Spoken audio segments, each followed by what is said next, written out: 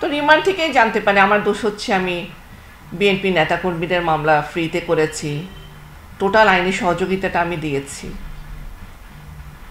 হেফাজত ইসলামকে সহযোগিতা করেছি, যেগুলো স্বৈরাচার সরকারের সবচেয়ে রোশানলে পড়ার একমাত্র।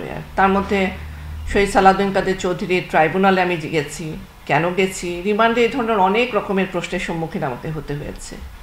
তো সব কিছু মিলিয়ে বুঝতে পারলাম যে হ্যাঁ, রাজনৈতিক পরিবারের সন্তান, রাজনীতি করি, তাই এগুলো আমাকে ভোগ করতেই করেছি। একজন শিক্ষিত নারীকে যখন জঙ্গি বানিয়ে দেয়া হয়, যখন ওই নারীটাকে সমাজের সবাই জেনেও যে সে আসলে এটার হ্যারাসমেন্টের শিকার, এটা জেনেও যখন আমাকে জঙ্গি ডাকা হয়, তখন আমার অনেক কষ্ট হয়। কষ্ট বলতে অনেক রকমের কষ্ট আছে। আমি 56 জন নারীর সাথে একটা টয়লেট ইউজ করেছি, ফ্লোরে ঘুমিয়েছি। একদিন রাতে আমি যখন ঘুমাচ্ছিলাম, দেখি আমার পাশে একজন অসুস্থ নারী ছিলেন, উনি প্রস্রাব করে দিয়েছেন, আমার পুরো শরীর ভিজে গেছে। হঠাৎ করে দেখি কিরে আমার শরীর ভেজা কেন, দেখি একজন অসুস্থ নারী, বয়স্ক নারী, উনি প্রস্রাব করেছেন, ওনার প্রস্রাবের কারণে আমার ভিজে গেছে। তো এই ধরনের মিলিয়ে আপনাকে কত হাজার বলবো আমি। 10 মাস 8 দিনে আমার সাথে এরকম প্রতিদিন একটা না একটা ঘটনা ঘটেছে। আমি লাল রঙের পানি দিয়ে গোসল করেছি, যেটা আমি কখনো করিনি। আমি 56 জন নারীর সাথে টয়লেট ইউজ করেছি, যেখানে থুতু টয়লেট সব পড়ে আছে, আমি এখানে ইউজ করেছি। এগুলো তো আমার জন্য বিশাল কষ্ট। কোন কষ্টগুলোর কথা আপনাকে আমি বলবো? তবে একটুকেই বলবো, আমি দলের জন্য কাজ করেছি, দেশের জন্য কাজ করেছি। দলের নেতাকর্মীদেরকে সহযোগিতা করতে গিয়ে আমি আসলে জঙ্গি হয়েছি। এটা এখন আমার দলের উপর নির্ভর করবে, আমার এই ত্যাগের মূল্যটা আমার দল কিভাবে আমাকে দিবে। তাহলে আমার মতো নারীর 10 মাস জেল খাটারও কোনো দরকার ছিল না, এত অত্যাচারিত হওয়ারও কোনো কারণ ছিল না। যে বাংলাদেশে আমি যদি রাজনীতি না করতাম, তাহলে হয়তো আমি বিষয়টা অন্যভাবে চিন্তা করতাম। বাংলাদেশে রাজনীতি করতে এসে যে এত অসম্মানিত হতে হয়, আমি রাজনীতি করতে এসেছি কেন জানেন? দেখতাম বাবার সর্বোচ্চ সম্মানটা হচ্ছে রাজনীতিতে। যার কারণে ছোটোবেলা থেকে বাবাকে যখন দেখতাম সব জায়গায় অনেক সম্মান পাচ্ছে।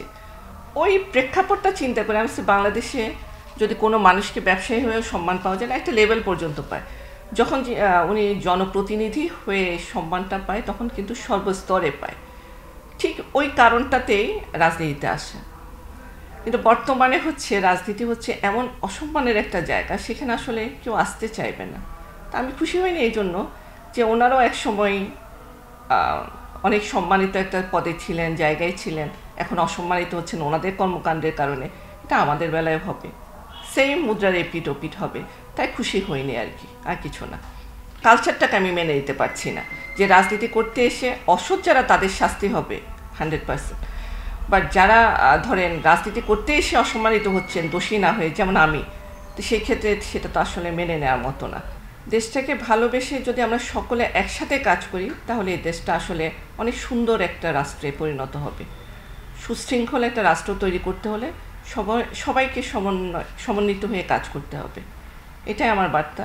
এবং স্টুডেন্টদের বলবো যে তারা যে আস্থা রাখতে পারছে না বা কিছু, এটা পূর্বের সরকারের উপর তারা যে প্রেক্ষাপট তারা দেখেছে, সেই প্রেক্ষাপটের ভিত্তিতেই কিন্তু ইয়াটা তাদের মধ্যে তৈরি হয়েছে।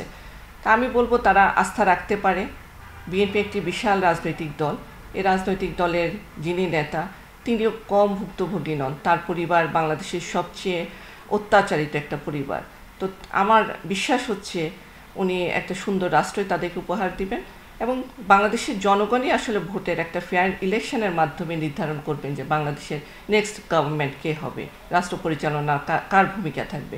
এটা বাংলাদেশের জনগণ ভোটের মাধ্যমে তা প্রকাশ করবে, যদি একটা ফেয়ার ইলেকশন হয়। অনেক ইম্প্যাক্ট পড়েছে। আমার বড় ছেলে অসুস্থ হয়ে গেছে, আমার ছোট ছেলে অসুস্থ হয়ে গেছে। আমি বের হওয়ার পরে তাদেরকে আমার ট্রিটমেন্টের জন্য সিঙ্গাপুর নিয়ে যেতে হয়েছে, কারণ আমার দুজনেই ট্রমাটাইজ হয়ে গিয়েছিল। একজন তো পুরো ডিপ্রেশনে চলে গিয়েছিল, বড় ছেলে, কারণ তাদের সাথে আমি এত বেশি কানেক্টেড ছিলাম। ওরা মা ছাড়া একদিনও থাকেনি, 1 ঘন্টাও থাকেনি, সবসময় যেখানেই গেছি তাদেরকে নিয়ে গেছি, ওইভাবেই ছিলাম। বড় ছেলে পুরো ডিপ্রেশনে ছিল, এবং স্কুলে যখন গেছি আমি, টিচারও আমাকে এই ধরনের কথাগুলো বলেছে যে ছেলে আপনার ট্রিটমেন্ট দেওয়া উচিত, কাউন্সেলিং করা উচিত।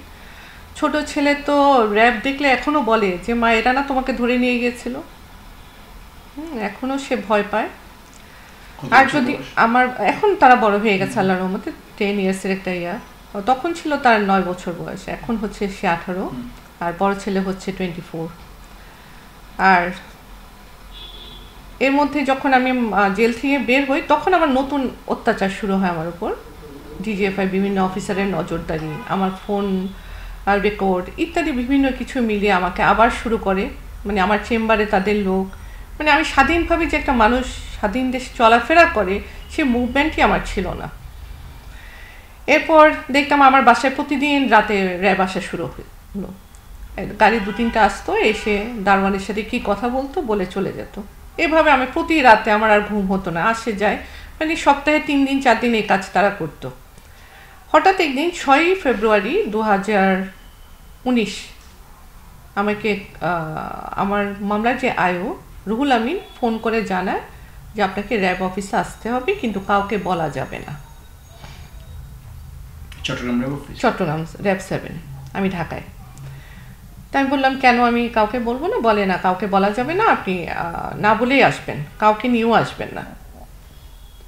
এরপর আমি আমার বড় ছেলেকে বললাম যে বাবা আমি যদি রাত 12টার মধ্যে ফেরত আসি তাহলে সবাইকে বলে দিবে যে আমাকে র্যাব 7 নিয়ে গেছে। তা আমি যাওয়ার সময় আমরা এক কাজিনকে নিয়ে গেছি সাথে, তাকে বাইরে দাঁড় করিয়ে রেখেছিলাম।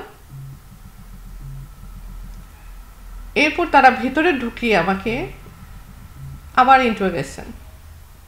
তাই আমি কর্নেল মিফতাকে বললাম যে আচ্ছা এর মধ্যে অনেকগুলো কথা আপনাকে বলা হয়নি, এটাও বলছি আমি। যখন আমি অ্যারেস্ট রিমান্ডে তখন তারা আমাকে থ্রেট দিচ্ছিল যে আমার বড় ছেলেকে অ্যারেস্ট করে আনবে, মিফতা। তাই বললাম মানে আপনারা এত কিছু না করে জাস্ট শুট মি, আপনারা যা চাচ্ছিলেন তা তো হয়ে গেছে, একটা ব্যারিস্টারকে আপনারা জঙ্গি স্ট্যাবলিশ করে ফেলেছেন অলরেডি, তো এখন আপনারা জাস্ট আমাকে শ্যুট করেন, আমার বাচ্চাদের উপর কোনো আঘাত আনা যাবে। তারপরেও তারা আমার ঘরে গেছে, আমার বড় ছেলেকে নিয়ে আসছিল, তারা এনে তারা আমার ছেলেকে কী কী জিজ্ঞাসাবাদ করেছে এগুলোও করেছে তারা। যখন আবার এই যে গ্রেফতার পর 6ই ফেব্রুয়ারি যে আমি গেলাম তখন তারা আমাকে নতুন একটা এলিগেশনস আমার উপরে এনেছে। কেমন? যে আপনার জন্য আমরা রাষ্ট্রদ্রোহী মামলা রেডি করছি। আমি বলছি কেন? তখন তার আমার আসলে এখন এগুলো নিয়ে আর কোনো, আমি ওয়ারিডও না যে রাষ্ট্রদ্রোহী হচ্ছে না জঙ্গি হচ্ছে। তখন বলছে যে আপনি হিন্দিতে একজন লোকের সাথে ফোনে কথা বলেছেন। তাই বলছে আপনাদের প্রাইম মিনিস্টারও তো দেখি ইন্ডিয়া গেলে দিল্লিতে গেলে হিন্দিতে কথা বলে, তাহলে উনি তো রাষ্ট্রদ্রোহী, যেহেতু বাংলাদেশের বাইরে গিয়ে কোথাও মিটিং করে হিন্দি বলছে। তা আমাকে আসলে একটা পাকিস্তানি ক্লায়েন্ট জেলখানে আমি যখন ছিলাম তখন তার সাথে আমার তার মামলার বিষয়ে কথা হয়েছিল, যে আমি যখন বের হচ্ছি ওই দিন আমাকে বলছিলাম আমার মামলাটা একটু দেখবেন আপনি, হিন্দিতে উর্দুতেই বলছিল। তো সে আমাকে ফোন করেছে, জেলে আসে না আসামিদেরকে যেদিন নিয়ে আসা হয় ওই দিন তারা ফোন কল করে, তো সে আমাকে দেখলাম আমার নাম্বারে কল করেছে, কল করে বলেছে যে আমার মামলাটা একটু দেখেন আপনি, এইটার জন্য আমি রাষ্ট্রদ্রোহী হয়ে গেছি। তো ওই দিন এসে আম্মার সাথে আমি আম্মাকে বললাম যে আম্মা আমাকে আসলে এদেশে শান্তিতে থাকতে দিবে না। তখন আমি আমার 2 ছেলে ফেলে, পুরো ঘর ওইভাবে ফেলে, মানে আমার একটা সাজানোর সংসার ওরা তছনছ করে দিয়েছে। আমার 3টা চেম্বার, ঢাকাতে আমার 2টো চেম্বার, চিটংয়ে একটা চেম্বার, আমার সব চেম্বার সব আমি ওইভাবে ফেলে চলে গেছি। আমি প্রথমে সিঙ্গাপুর যাই, এরপরও আমি যখন দেশের বাইরে যাই আমার তো পাসপোর্ট সব তারা করে রেখেছিল, পরে অ্যাপিল ডিভিশনের অর্ডার নিয়ে আমি পাই। সিঙ্গাপুরে আমি ট্রিটমেন্টে যেতাম, ওইটারই একটা পারমিশন ছিল, আর কোথাও আমি যেতে পারতাম না। পরে সিঙ্গাপুর হয়ে আমি লন্ডন চলে আসছি। ওইভাবে আমার ঘর সংসার সব ফেলে, চেম্বার ফেলে আমি বিদেশে চলে যাই। 6 বছর আমি একটা ঘরের মধ্যেই ছিলাম, আমি কিছুই করি নাই। আমি শুধুমাত্র আমাদের অ্যাক্টিং চেয়ারপারসনের যে মিটিংগুলো থাকতো জনাব তারেক রহমানের, সেই মিটিংগুলোতে যেতাম, আমি আর কোথাও যেতাম না। ঘরের বাজার বলেন, এর বাইরে আমার কোনো জীবন ছিল না। ওইটাও আমার জন্য একটা স্বাধীন জেলের মতো ছিল। মানে আমার লাস্ট 10 ইয়ার্স এমন স্ট্রাগলড একটা লাইফ আমি কাটিয়েছি, এটা আসলে আপনাদেরকে আমি একদিনে 1 ঘন্টায় বলে বোঝাতে পারবো না। প্রতিটা সেকেন্ড আমার অনেক কষ্টে কেটেছে, অনেক স্ট্রাগল করেছি আমি।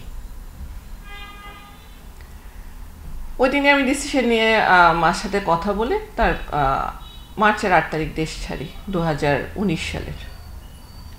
এরপর 16 তারিখ আমি মার্চের 16 তারিখ আমি লন্ডনে চলে যাই। লন্ডন থেকে আমি ছাত্র আন্দোলনের এই ফসল 5ই আগস্ট 10 আগস্ট আমি দেশে আসি। শুধু নির্যাতন আমার উপর না, আমার স্বামীর উপরে অনেক নির্যাতন হয়েছে। বিভিন্ন অফিসার, যেমন বিভিন্ন ব্যাংকে তার অ্যাকাউন্ট ছিল, যেহেতু সে বিজনেসম্যান, ব্যাংকে গেলে পর্যন্ত তার অ্যাকাউন্ট সে কোনো করেসপন্ডেন্ট করতে পারতো না। কোনো যেখানেই গেছে সেখানেই সে অনেক অসম্মানিত হয়েছে। ডিজিএফের অফিসাররা তাকে এসে হ্যারাস করেছে, র্যাবের অফিসাররা এসে হ্যারাস করেছে, বিভিন্ন ব্যাংকে গিয়ে তাকে হ্যারাস করেছে।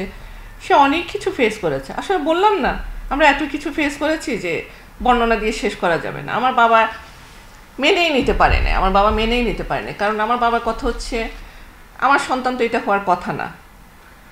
আমি জেলে থাকা অবস্থায় ব্রেন স্ট্রোক করে উনি যে কমাই গেছেন, তারপর উনি মারা গেছেন। তো এইসব কেউ এটা আসলে ঋণটা শোধ করতে পারবে না, এই ত্যাগের কোনো শোধ নাই। আমার বাবাকেও ফিরিয়ে দেওয়া যাবে না, আমার সংসার জীবনের 10টা বছর, আমার সন্তানদের এইসব আসলে ফিরিয়ে দেওয়া যাবে না, কেউ কিছু করতে পারবে না।